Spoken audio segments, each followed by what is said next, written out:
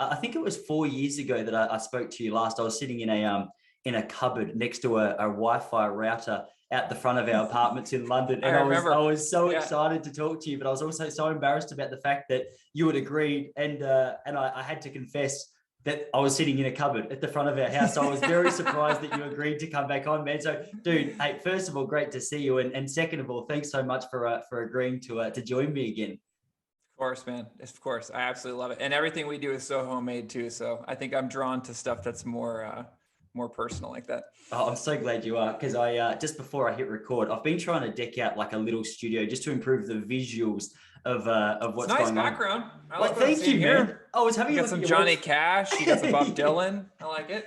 I'm Yeah. trying to make a statement about how countercultural and cool I am. So I hope that's coming across. It's definitely coming across. Yes, loud and clear. I'm getting that vibe for sure. Oh, mate, if only I could rock the Bob Dylan hair like you've managed to do. Mine doesn't go curly; it just gets long. And I tried to grow it out a little while ago, but I kept waiting for the point that it was going to look good. And my wife said, "Gee, it's much longer than I'd anticipated you growing it." I said, "Yeah, babe, I'm just waiting for it to reach the good point." She goes, "I'm pretty sure that if it was going to reach a good point, we both would have realized it was there by now." So I went back to the short on the sides and just slicked back at the top. But man, I'm glad one of us can pull this off. Dude, yeah, I was looking at your I was having a look through your website last night, and I was just looking at the trailer of all the videos and stuff that you have, or the documentaries that you put together. And as I was setting up this studio this morning, so originally I had like a nice little, I don't know the technical name for it, but I had one of those nice little face lights. So this side of my face isn't dark because I've got the window over here. And I thought, what am I doing, man? This guy's a documentary film. He's gonna be able to call my bluff in an instant. So to have a compliment about the set in the first 1 minute is a good place to start. You know, I remember one of the first years ago, like one of the first, it was Skype back then. And it was we were doing this video call with this producer who was very, very famous. And I was very nervous to meet him. And I had spent some time in my office at that point, arranging some lights and everything and trying to make it look kind of nondescript. He gets on and like the first thing he says is like, "Oh, I really love how you put like kicker lights behind your shoulder there." And I just wanted to die. Like I wanted to kill myself. I'd spent like all morning trying to make it look casual. He called it out. I was waiting for you, man. As soon as the video came on, I was like, please don't call my bluff immediately. Oh, dude. How's things going in your way, man? Whereabouts in the States are you based? I'm in Los Angeles. And yeah, okay.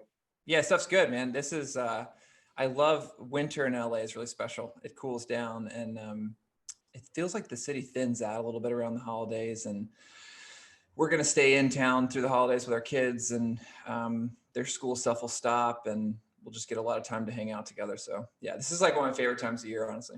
Oh, that's awesome, man. I was going to say, it's nice when the tourists go away a little bit and you have a little bit more freedom. I don't know. Are there many tourists? I'm trying to keep up with what's going on around the world. I know LA's got a similar approach to these COVID things as what where I'm living does in Melbourne, in Australia. It's I think the tourist over here has pretty much just hit pause completely for the last 18 months. Has it been similar over there? Like, what's the vibe been in LA the last sort of couple of years? I think so. Yeah, I think so. I think people come from like regional areas probably still. Like when we surf at the beach and stuff, you can tell like in summer months, it'll get busier, and winter it'll be, but like this time of year, maybe it's just partly the colder weather, but especially the beach towns, and they just all empty out, you know. It's just kind of, it's amazing. I always think winter in LA feels like how LA probably felt like, 30 or 40 years ago, like an appropriate population level for the city. Yeah. So I listened to too much Joe Rogan. I assumed that everyone who once lived in LA is now in Austin, Texas, but there's still a few people around.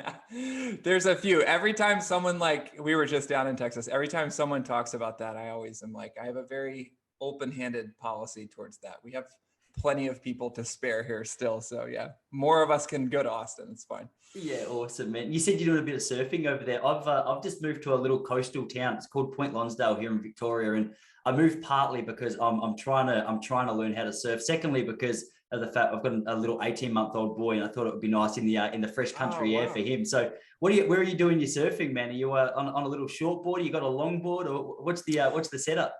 I'm more of a longboard guy.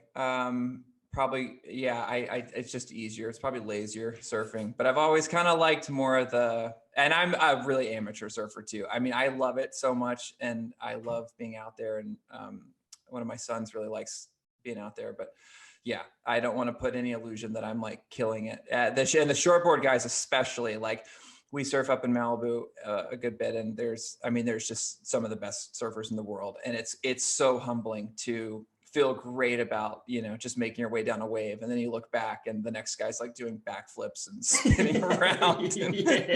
Dude, I feel like you and I would be good surf partners, because it sounds like the moves that you're pulling off on your board are very similar to me, maybe slightly more advanced, but there's certainly no backflips or heavy twists going on my board. It's more just if I stand up, hope my wife was watching, and then just paddle. Isn't that funny? Isn't that funny about surfing? Like, isn't it unique where like the second you get a great ride, one of the first things in your brain is like, oh man, is anyone on the beach watching that? Like, did my kids see that? Did my wife see that? It is really funny. It's really funny. It's so true. I had no idea. I was actually, I was going on a bit of a YouTube run a couple of weeks ago. I didn't realize that when the conditions were right, there was such good swell at the Golden Gate Bridge just below there. I saw guys catching barrels. And it blew my mind. I thought that was just a big bay. I thought it was known for Alcatraz, and that was all. That's some of the coldest surfing too, man. Like some of those stories of, that water is cold up there and the air is cold. So like some of the guys that surf there year round are, it's like the guys that surf up in New York and stuff. It's just like a whole different universe of, I can't imagine it, honestly.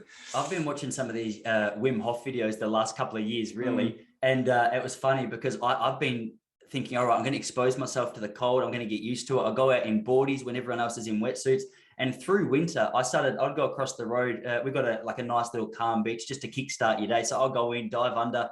I'd be in for 30 seconds and be like, man, look how straight, like how strong you're getting. And anyway, there's a local group of female swimmers. They're about in their sort of 50s to 70s. And they come past in their Speedos each morning. And they're in the water for about 45 minutes. And they call themselves the mermaids. So they swam past me one morning. They said, "Oh, you're about to go for a swim?" I was like, "Oh, no, I've just finished," like without mentioning the fact I'd been in the water for 30 seconds. They said, "Oh, feel free to join us." But it was such a humbling moment, realizing that like my teeth were chattering. I was, trying to hide goosebumps. And these girls had just exposed themselves to 45 minutes without sort of blinking an eyelid. So I've got an appreciation for that cold water surfing. I've seen so many of those videos as well have you seen the Arctic surfers, the guys who go out just into the, like there's a mountain in the back with snow, and then there's like a polar bear, which has been zoomed into. Not sure if it's just like a little bit of B-roll from another location. And then they're paddling out to catch these beautiful waves. I think, man, it's amazing what people put up with just to, to escape their office for a couple of hours.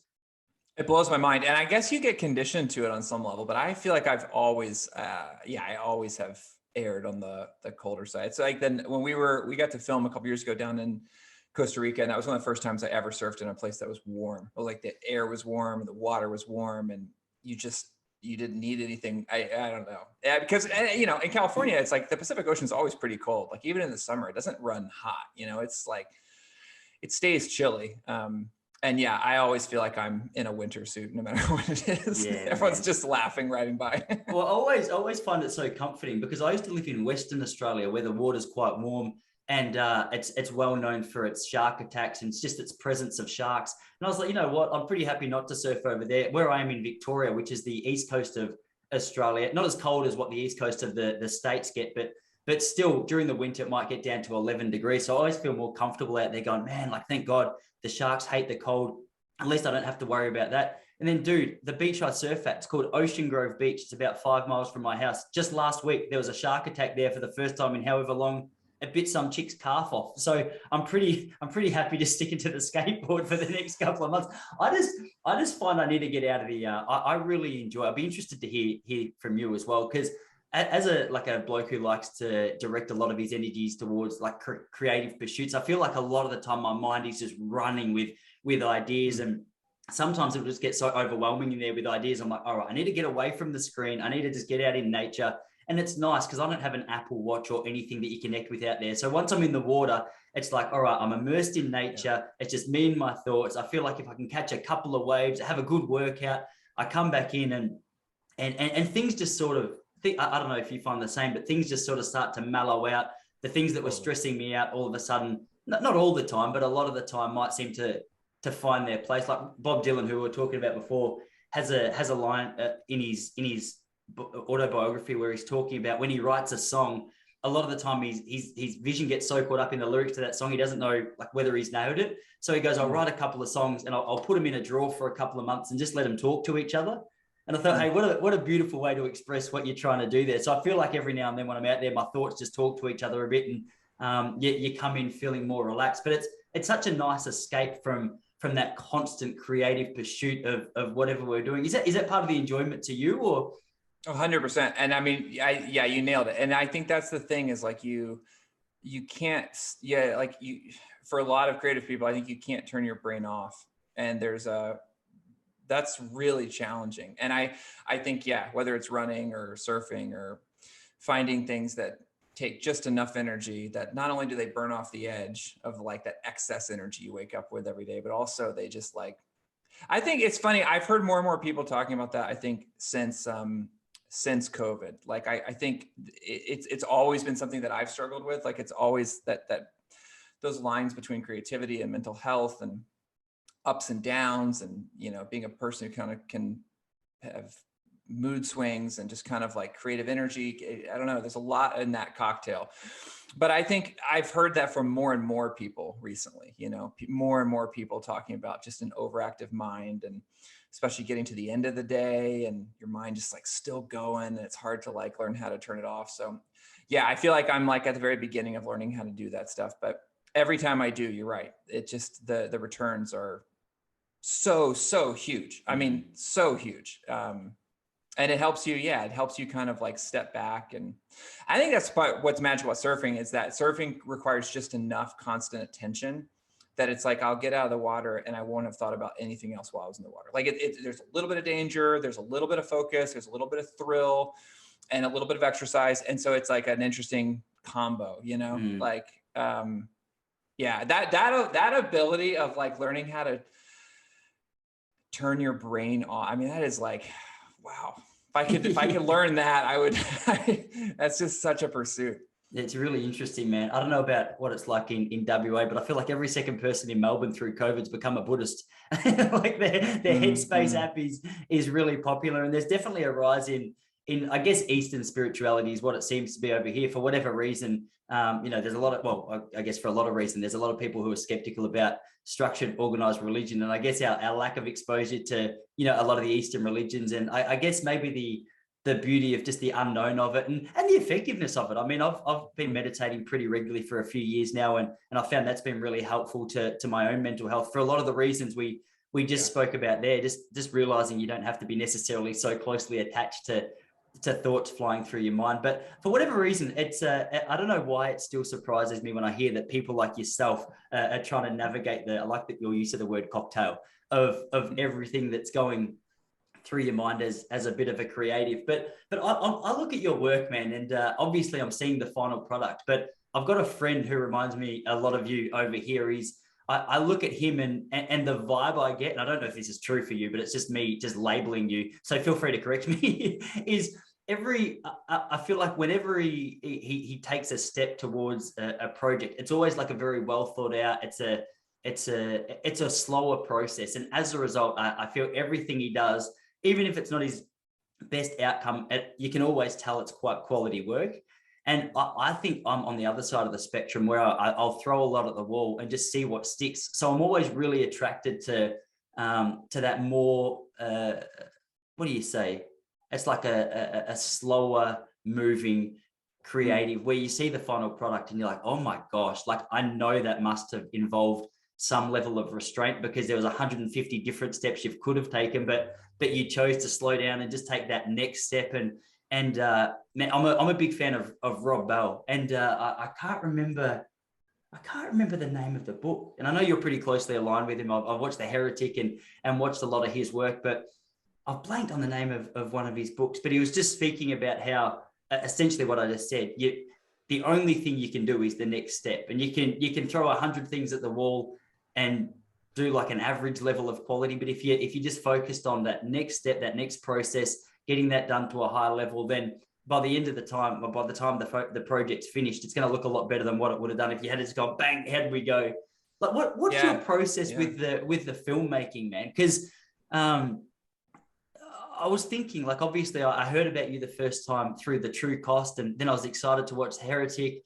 And then I saw just last night actually that there's a few more documentaries that have come out, which I'm excited to see. So I can't help but think that creative process of putting together a documentary is like songwriting. There's a million different directions you could take, or comedy writing. There's a million different potential avenues. Like, how do you choose? How do you decide? All right, what is my next step without just getting overwhelmed and not knowing what to do? Yeah, well, that's a great way to ask it, because I think in a lot of ways it's sort of like the opposite, in the sense that, like, it's, in terms of getting overwhelmed, it's how I keep from being overwhelmed. Because I think when I have a project that is like a lens that I'm looking through, it kind of defines a period of my life, and it defines like the way I'm taking in information and the way I'm thinking about things. I have something to do with it, or have something to put it up against, So when I start, it's really more about, like, is there something I'm so incredibly curious about that it could hold my attention for a year or 2 years, whatever it takes. And I think that's part of the answer, is like, it can't be like, I want to say something, or I have this like brilliant idea, or I'm not a very like proactive person in that way. Like Bob Dylan can sit down and just from nothing, he can create like there's something about, especially to your question on documentaries, there's a very reactive, interactive, creative process to it, where you're searching for something, and you're also listening. I mean, the bulk of the time is really spent listening.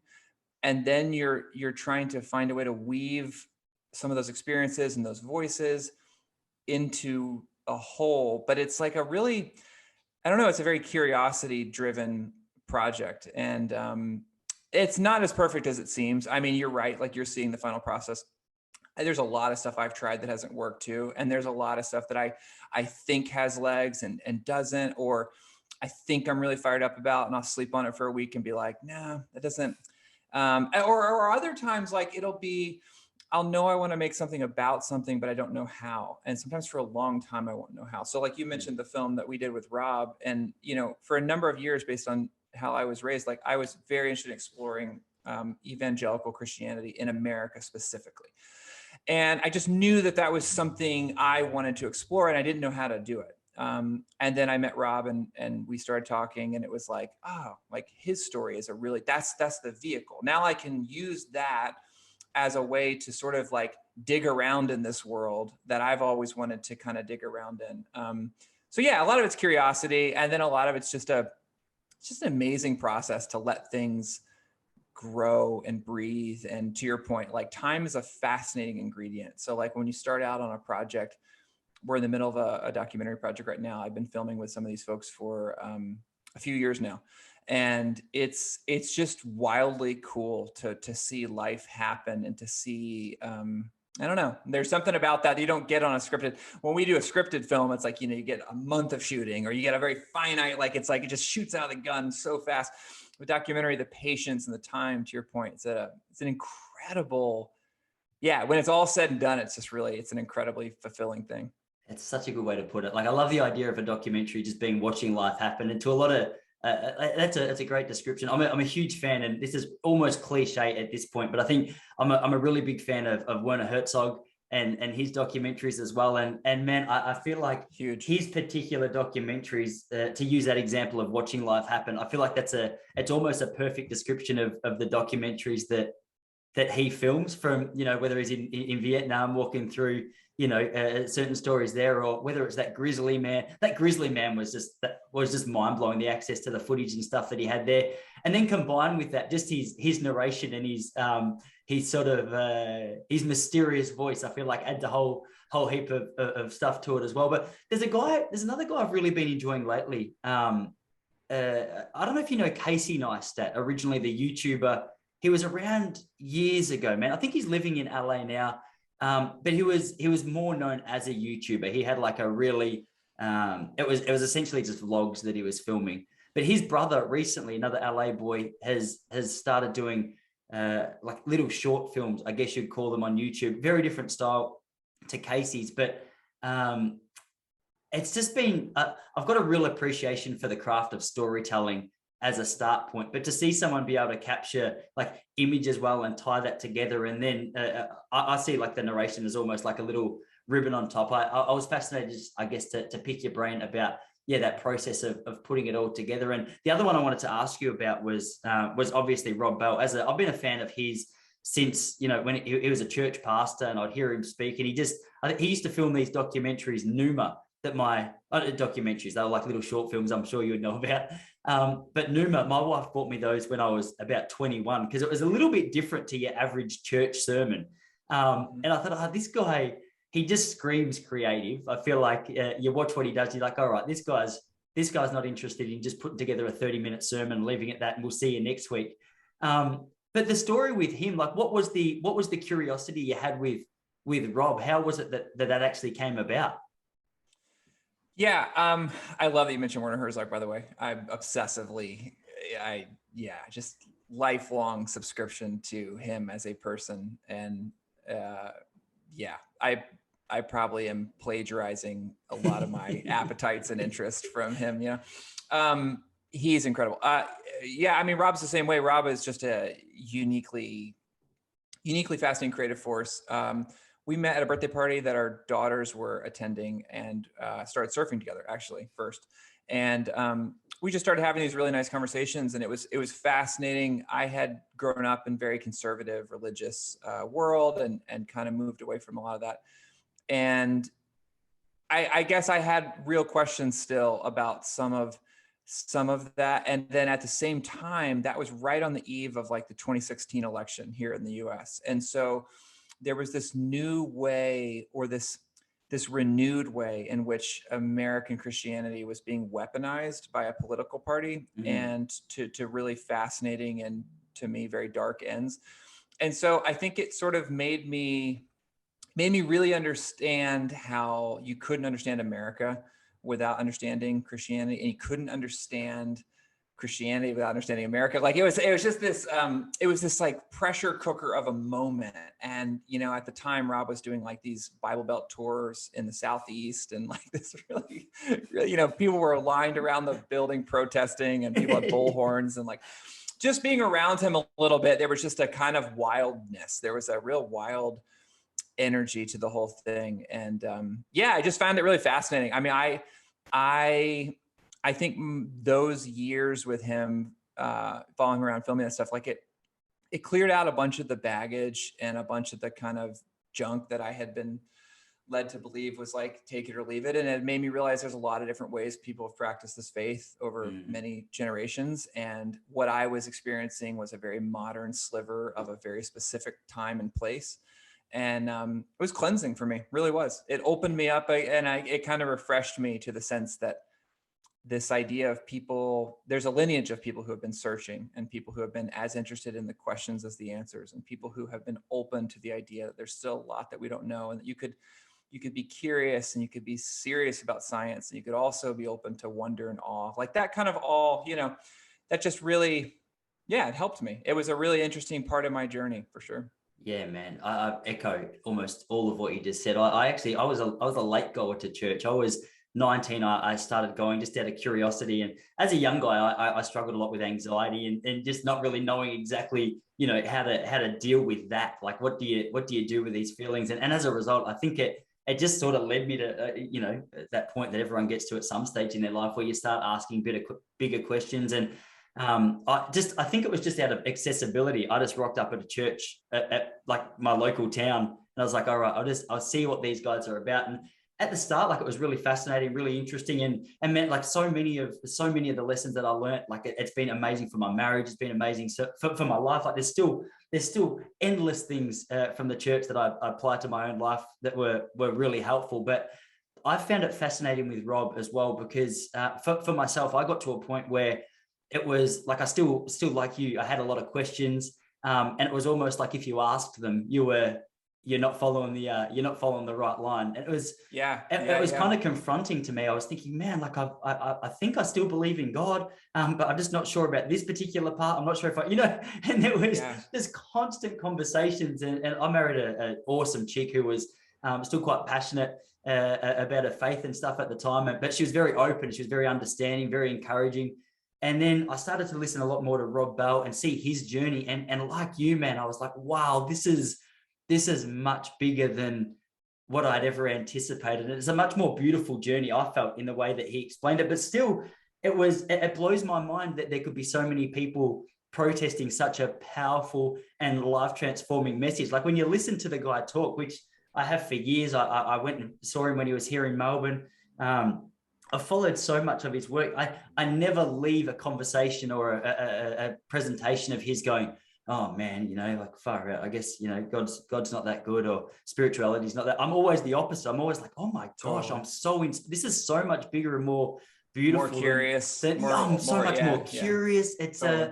It's a really interesting thing, man. So that was really encouraging to you as well. Yeah, because to me, I sort of leave a lot of what Rob does and I go, awesome. Like this is so much more beautiful. Yeah. And I mean, it's like, I love that. And I think it is like, anytime anyone tells you to just kind of, be less curious, ask less questions and think more like all the people in the group, there's a problem. And anytime someone tells you that there's only certain categories or certain places you can go looking for truth or beauty, there's a problem. And that's a lot of organized religion, frankly. So I think it's incredible to have voices and people who say, we're all human beings on this planet and we're trying to figure out what it means to be alive and what it means to love and what it means to, and there's helpful tools in that process everywhere. And you can read, across the board. You can experience, like, go out, go look for it, go test it, go. And you're right. Like the proof is in like, what makes you feel more alive? What makes you feel more compassionate? What makes you feel, more open to break cycles of violence and to not just have I don't know, that stuff. It's like, that's the fascinating thing to me about any kind of spirituality is like the proof is in what does it do to you as a human? Like, does it make you more hostile and more closed, more us versus them, or more open to the idea that like, we're in this thing together. We're on this one planet trying to figure out what's happening. Like the mystery of it is just mind boggling, which is why I love people like Rob, because I think in all the enlightened scientific progressive world, sometimes there is a void of awe. And there is a sense of like, we've broken down the whole world to, Rob talks about, we've broken down the whole thing to like ones and zeros. And yet there's something in our soul that like aches, and I love that there's science and there's mystery and it's all wrapped up in this thing together that we're experiencing. It's like, it was very helpful to me. And what's so fun about making a film like that or any of these projects is like, that's my life for a period of time. And then you get to, and it really, it shapes you and it moves you. And then you get to put it together and put it out there into the world, and other people get to watch it and they get to be moved. Like, it's been really, really cool. That film in particular, the responses to just across the board, people who had just never felt freedom or never felt, had felt crazy, had felt like they were the only ones, had felt like, or people who had just kind of gone dormant in that area and kind of had been so hurt or so damaged that they had said, no, never again. I don't know. It's just, that's the mystical, beautiful part of creativity, is you get to go do something that's your own curiosity. And then the added gift of getting to hear that it meant something to other people. It's just like, it's insane. I mean, it's just so cool to me. It's so true, man. It's so true. The interesting thing with putting together a film, and you touched on this briefly earlier, is obviously it's something that, are you curious enough about it to be able to be captivated by it for a couple of years? But obviously, if it was me putting together a film, there would always be some element in the back of my mind going, gee, I wonder if people are going to enjoy this. Like I'm hoping people like this. Is it a lot of time? It's a lot of effort. Is it going to be big? Is Netflix going to like it? There's so many different elements, I'm sure, which go into it. And I perform stand-up comedy over here in Melbourne. And one of the things I love about that is you get instant feedback. So, well, maybe not quite instant, but I'll sit at home and I'll write for an hour, and I'll write things that I find so funny, and I'll put it down on paper and I'll structure it.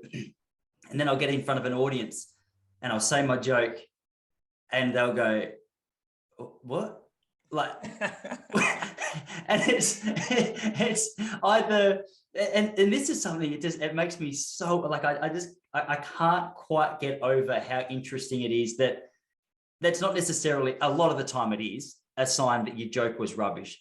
But a lot of the time I'll adjust it, change it slightly, or sometimes not, and go to a new room where the energy in that room is slightly different for whatever the demographic might be, slightly younger or slightly older. And a joke that bombed the night before might kill the following night. But that immediate feedback I find so helpful. And it's really encouraging if you can just get over how painful it feels to be in front of a room full of people who are looking at you like, oh my gosh, I can't believe any part of this bloke's brain thought that was going to be funny. But to go home and adjust it is helpful. But I guess apart from your team, apart from the people close to you who I guess are getting a little bit of a glimpse of what you're trying to put together, I guess you don't know whether your documentary is going to kill in terms of public response or if it's going to bomb in terms of public response. So how do you, is that something you deal with, or how do you navigate that uncertainty as you're piecing together, especially such a long project?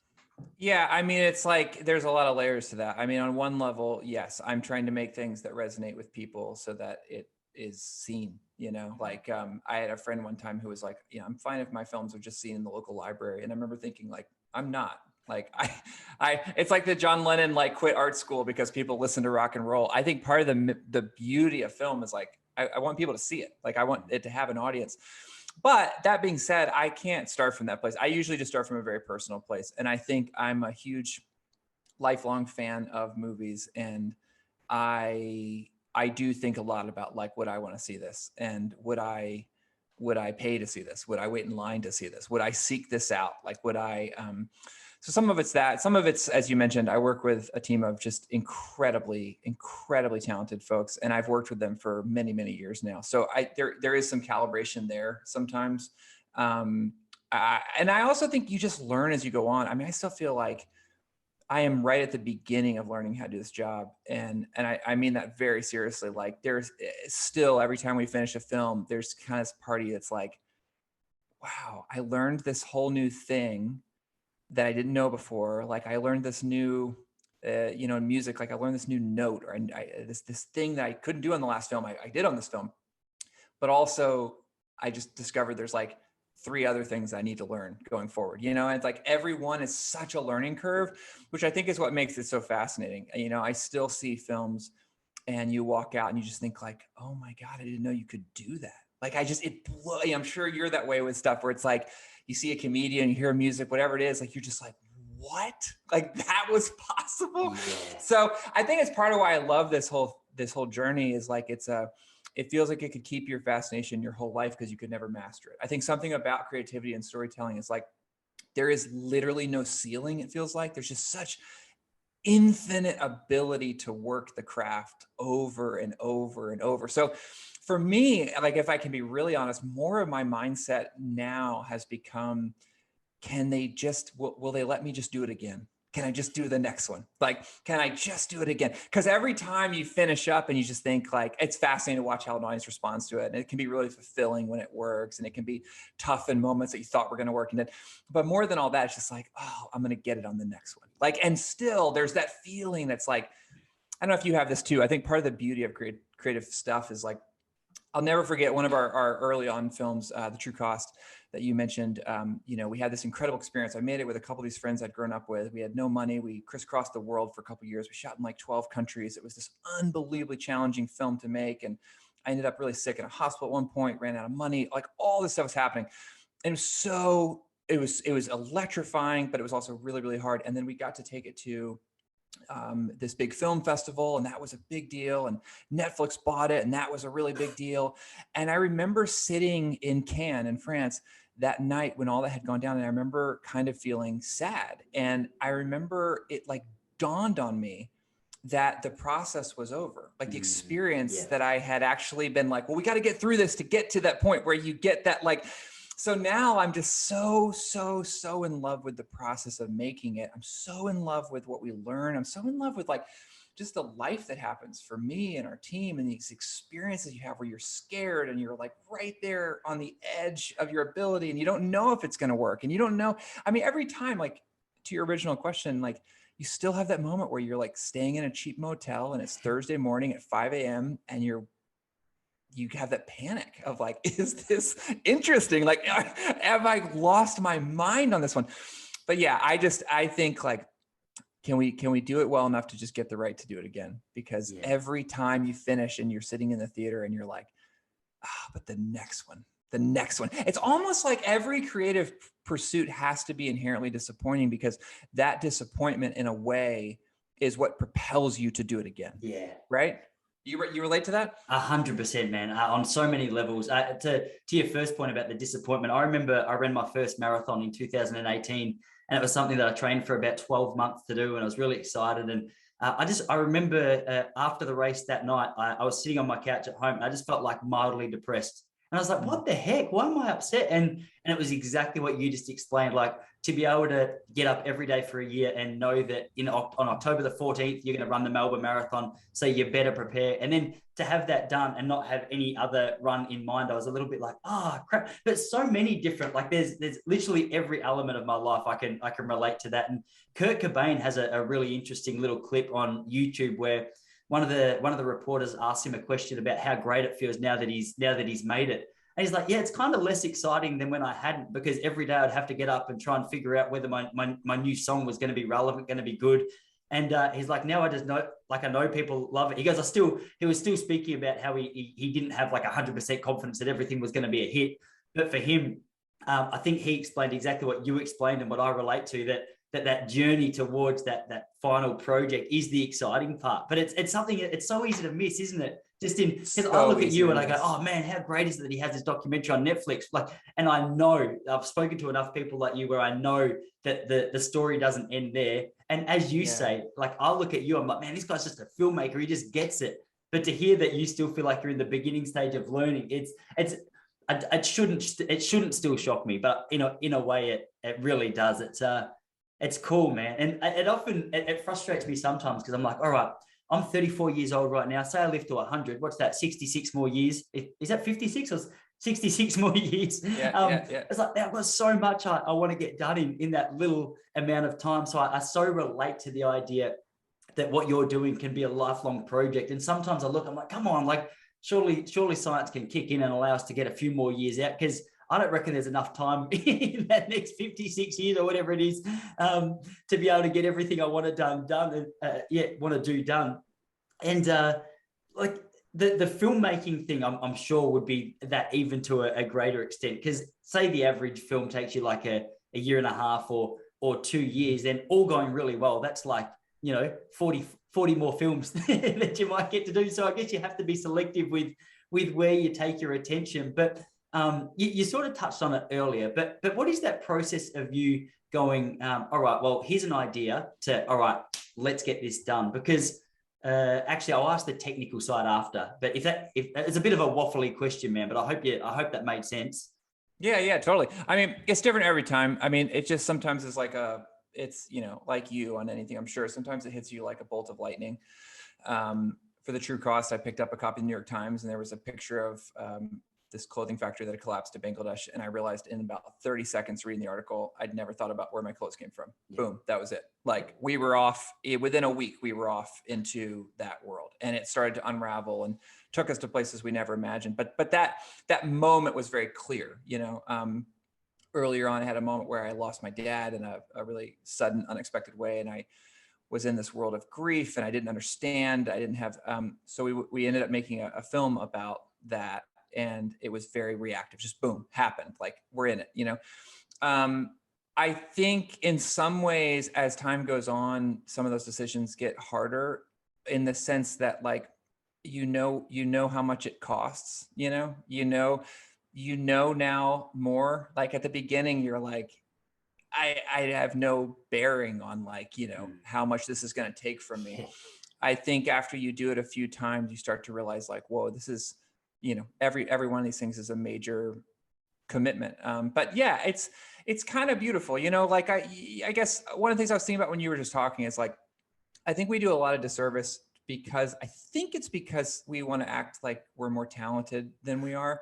But I think we talk down a lot of the clumsiness of it when we talk about these things. And, when I look back, we have this kind of personal milestone. Like, my wife and I moved out to Los Angeles from the East Coast 10 years ago in January. We had 3 kids at the time and one on the way, and we had no job, and we had all of our stuff in the car. And it was just really, like, in our life story, it was a monumental moment for us. And that'll be a decade at the end of this month. And so I've been thinking about this a little bit. I've been thinking about how, like, when I look back over the last decade, it looks unbelievably beautiful. Like it's actually, like, it's shocking, the stuff that worked and the stuff that didn't work, and the things I had to learn, and the things that prepared me for the next thing, and the things that, like, and all the while, like, my kids are growing up and we're getting to define our life in these seasons where we're making these things. We get to go celebrate them when they come out. But at the time, I'm like white knuckling it. And I feel like it is chaos and confusion. And, like, even today, I mean, even like right now today, we're trying to line up some financing for a new project. It's really hard. It's really stressful. We're playing Russian roulette on, like, when we start shooting, like, how much we need. But, you know, it's like, I think for anyone out there, like, it just, I think that's just part of the deal. I think that's part of the wager, is if you're going to be a person who goes searching, if you're going to be a person who pushes it, who really pushes it, who doesn't just do the same thing over and but every time kind of says, okay, we did that. Now, like, what's the next thing? If you're opening yourself up to, like, okay, like, what is this next thing? Then they sort of find you. Like, they just have this way of finding you. And then the question is, like, do you have the guts to do it, to see it out? And that's a hard thing. I find in my life so much less maybe is, like, inspiration, and so much more is execution. And so much of of what I'm becoming increasingly fascinated by is the process, and how I can get better at that process, rather than, like, waiting for some, you know what I mean? Like, it's becoming 100%. less abstract and more like, how do I get a really great team of people together? How do I create an environment where they can do their very best work? How do I gently steer us in the direction of things that are interesting and have relevance? And I don't know, that's hard enough. Like, I can spend my life doing that, right? It's really true, man. It's really true. It's funny as well. Whenever I sit down with someone who's got a good story to tell, it's very rarely the finish line that I'm super interested in. It's when they were trying to get to a set and the car broke down, or they were late for their plane, or they lost their passport, or whatever it is. You go, oh my gosh. And as you say, like, I relate to what you said about that decade. You look back and it looks like this beautiful, smooth journey, but, like, the days within that decade can get quite wild. It's an interesting experience. I think my dad, someone used to say to me that everyone loves the Rocky story once it's written. And it's like the story of Rocky Balboa, like he becomes the world champ. Good. But the story of him becoming the world champ, you look at it and you're like, yeah, I'm not convinced that that's actually something that I want to participate in, because it looks like there's a lot of dark days in between, you know, realizing you're gonna try to achieve this, and to steal I mean, it's a nice little example from the fictional world, but, like, so much fiction, it applies beautifully to our day-to-day life. And that's something that helps me in those days where I'm a little bit like, oh my gosh, this is just chaotic. It's never going to come together. It's like, oh, well, whether you're Andrew Morgan, Rocky Balboa, or someone in between, there's those days that you have to navigate through. But, man, you were saying that you're in the middle of a project at the moment. What is it that you guys are you're putting together? Well, we're doing a project right now that is sort of set on the backdrop of the ultra endurance world. Actually, I thought about you when you were talking about running earlier.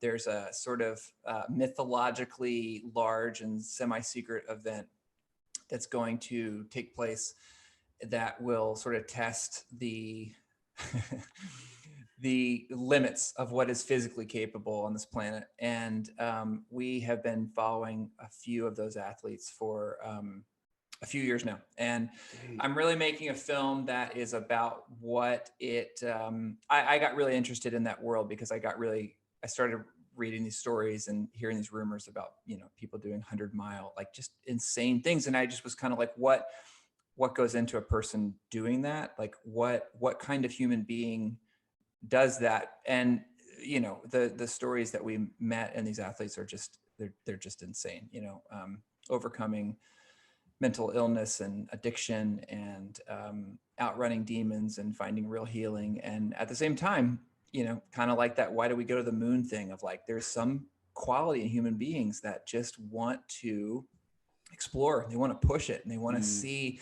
And those kinds of people who skate really far out on the edge just make fascinating film subjects. So yeah, we've been in that off and on, and it got delayed because of the pandemic, which added this whole extra hurdle and challenge for all these folks.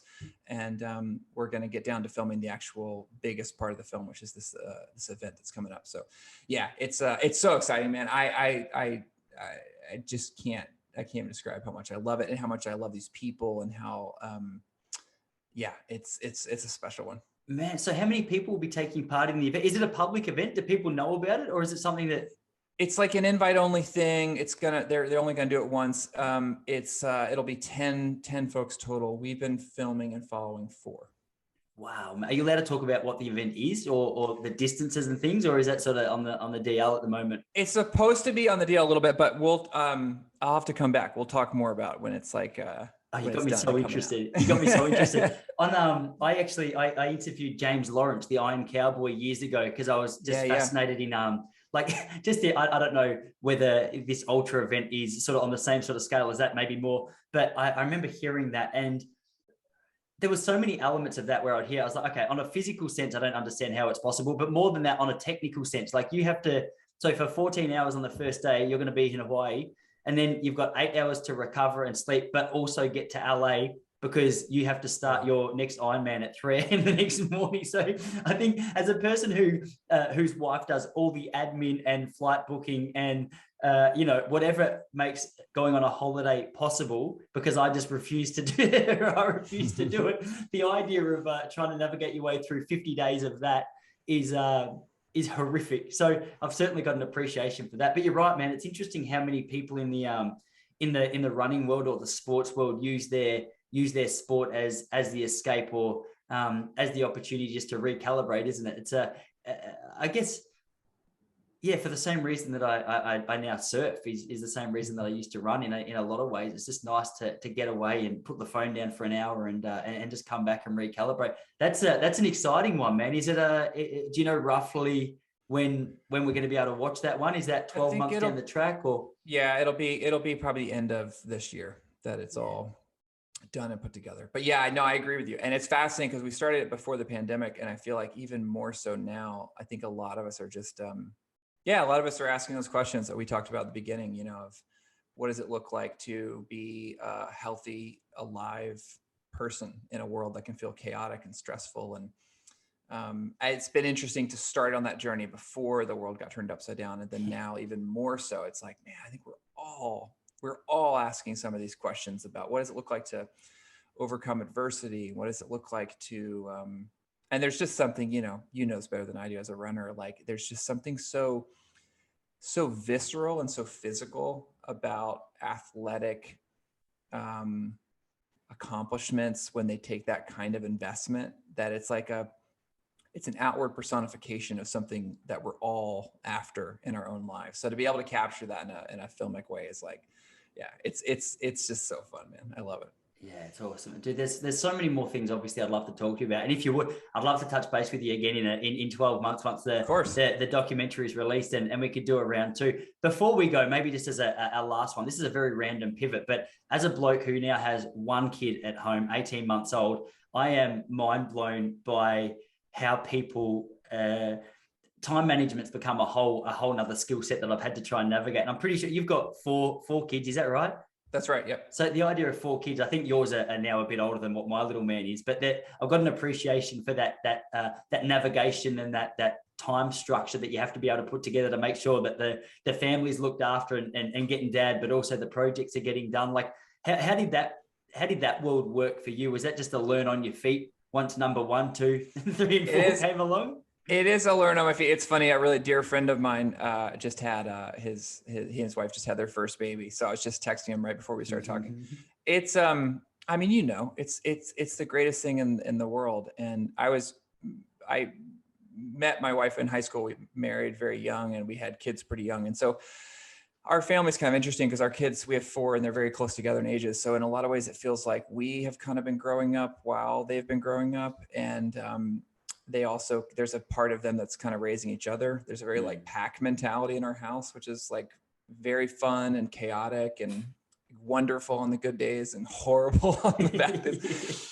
You know, I think what's been the most fun for me is like, I think the times where I've been able to have them be a part of the stuff that we're doing have been really, really powerful. And some of the best memories I have, like you know, you talked about The Heretic. I took our youngest son on the road with me for a good bit of while we were filming that. And so like, we always have that, you know, we have that, like we did that together. We just made a scripted feature here during the pandemic. We went up to Oregon and shot this movie.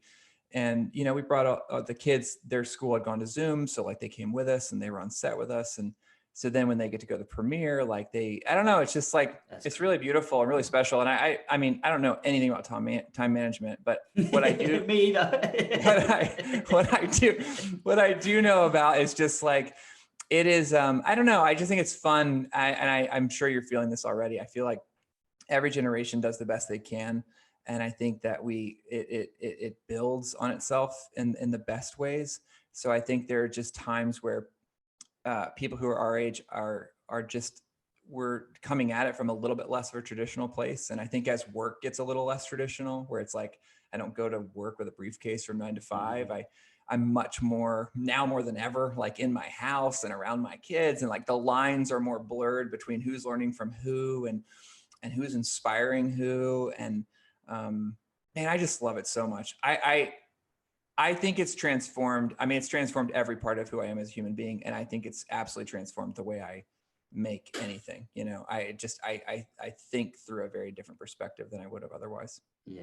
And I also feel very connected to people. Like, you know, when you say that, like when you say 18 months, I'm just like, wow, like I instantly think back to like what that moment is. And even if, you know, we're filming in other countries, like, you know, anyone, like the fact that we're a lot of us are raising children is such a uniquely connecting, humanizing, softening. Yeah.